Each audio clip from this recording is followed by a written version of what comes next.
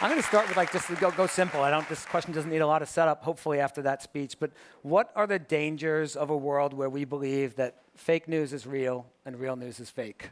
Well, there's two sets of dangers. The first one, the video, that fantastic video, kind of stepped on the joke. But there's the problem of fake news to begin with, the real fake news. That is to say, the stuff that is created to look like actual news because digital tools are cheap and easy and ubiquitous, and you can use it to spread lies and disinformation and propaganda. That happens, as the video said, to coincide with the worldviews of the recipients who put aside, suspend disbelief entirely because it seems to validate their very existence, sometimes in the most, excuse the expression, deplorable ways. So there's that. Yeah. Then there's the jujitsu move by mostly Republicans and the president to call real news that is critical of them fake news to achieve exactly the same effect for exactly the same audience. In this post-fact world that we unfortunately now inhabit, to create suspicion for things like just basic journalism. On our show, we went through this exercise just a week ago. We compared charges of fake news that the president and his allies made about certain reporting over the course of the last 2.5 years. And then we compared it page by page, line by line with the Mueller report, which demonstrated categorically that the news reports were in fact correct all along, and what was fake was the allegations of fake news. So it's insidious because it interferes with the very democracy that we live in. I think I need a nap after that. Oh, thank you so much. No, meaning it's so scary. It's just like I want to take myself out of it. And I thought you were going with just dull. So. So obviously you spent a lot of your career mostly criticizing things that these people make. But what are the implications for brands, and what is their role in this? Well, brands have to be careful because people don't believe in their advertising messages. There was a time when people sort of believed advertising, but I think most of the data shows that as far as the consumer is concerned, viewers always had this uneasy relationship, viewers and readers and listeners, with advertising, that they put up with it as the quid pro quo for free and subsidized content. But never all that delighted with the bargain. Never mind the Tony the Tiger floats going down Madison Avenue or whatever during ad week. People would have preferred to not deal with it. Now, in the total information age, where we are all utterly exposed at all times in everything we do or say, people really don't believe advertising messages. United has spent, I think the last number was $36 fucktillion telling us about the friendly skies, but what we remember is people being dragged down the aisle and dead pets falling out of the overhead bin. So brands now have to understand that people will draw their own conclusions, and therefore they have to target their messages, or not even target messages. They have to live in an environment where they don't necessarily get to command the terms of the conversation, which is where things like native advertising come. Right. So native advertising.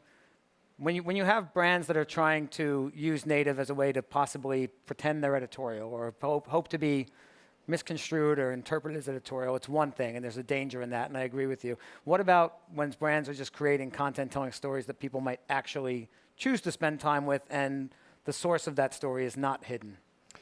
Can I address the first question first, very briefly? Yeah. May I? Yeah. Okay. The problem with native advertising is something I want to explain by telling you about the Republic of Nauru, which is a tiny Micronesian island that developed over the eons.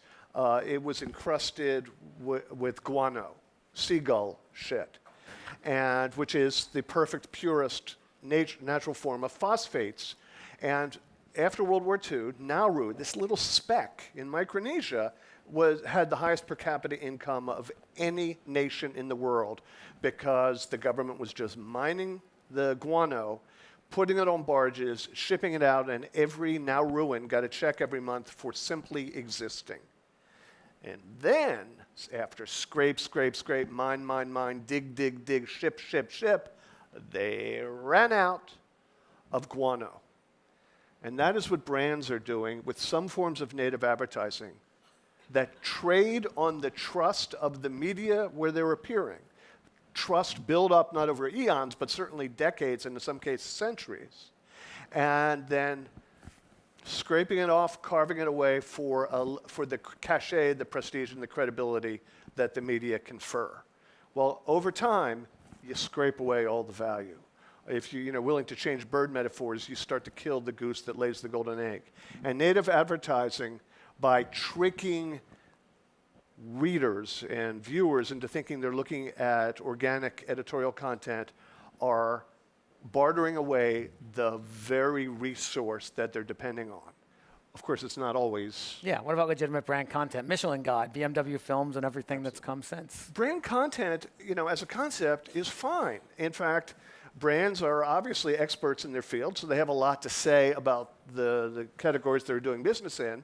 They also have a lot of common ground with their audiences, their various stakeholders, so they're trusted to be able to weigh in and to sort of compare notes with people about all manner of things that don't necessarily have to do with tires or cars.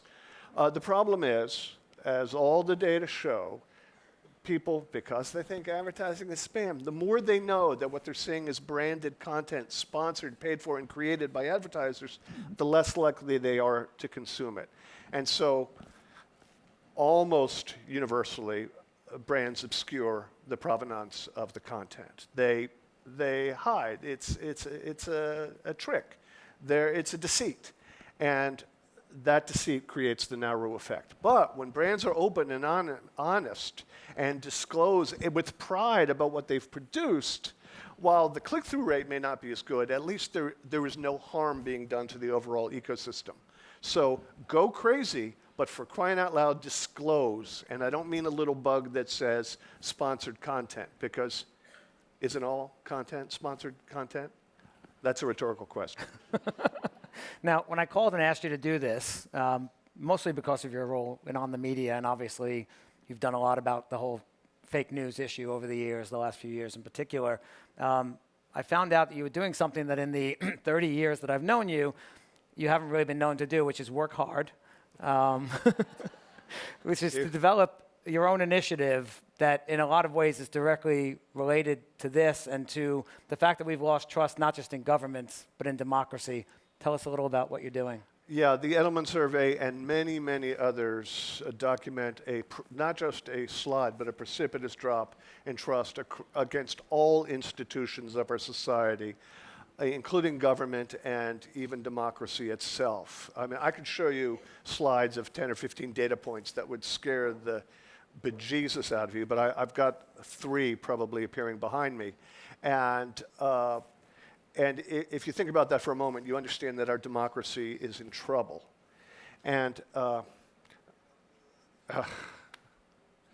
mean, this is alarming. And so, to your point, for the first time after 4 decades in the finding fault with others industry, I've tried with a bunch of colleagues from academia to be, for once, part of the solution and not the identifier of the problem. And we have created something to reinstill values of our democratic institutions, of our core American values, truth, justice, in the American way and the American way. And we are building the world's biggest media campaign that for 30 days around the end of the year, or towards the beginning of the new one, you will not be able to avoid. You literally will not be able to open the refrigerator without seeing something attached to this thing called the Purple Project.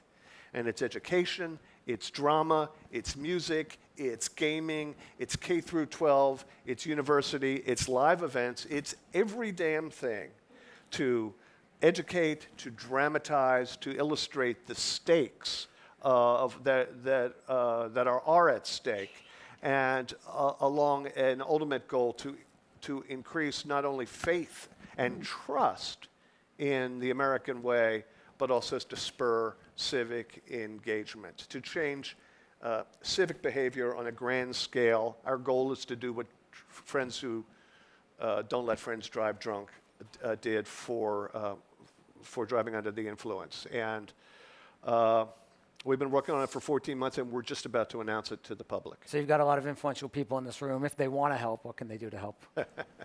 That's by far, at this point, my favorite question of the day. They can get in touch with me. I think they're going to flash up my email address and my Twitter handle. I would like them to do what Digitas is actually doing for us, which is offering to be part of it. I want everyone to to jump on this bandwagon. I mean, it's about the most brand-safe initiative you can imagine. It's nonpartisan. It has nothing to do with my personal politics, which are just to the left of Sandinista. There is no partisan content allowed. There is no policy flogging allowed. It is all about calling attention to the glories of this great American experiment. And we will have brand sponsors. That's how we're financing it. So if you want to write me a check, please write down the information that we're putting on the slide. And in any event, as a citizen, I hope you get behind this and help us proliferate the message that you can complain about the political moment, but it ain't Russia. Thanks for coming today, Bob. Thank you, Scott. Thank you very much.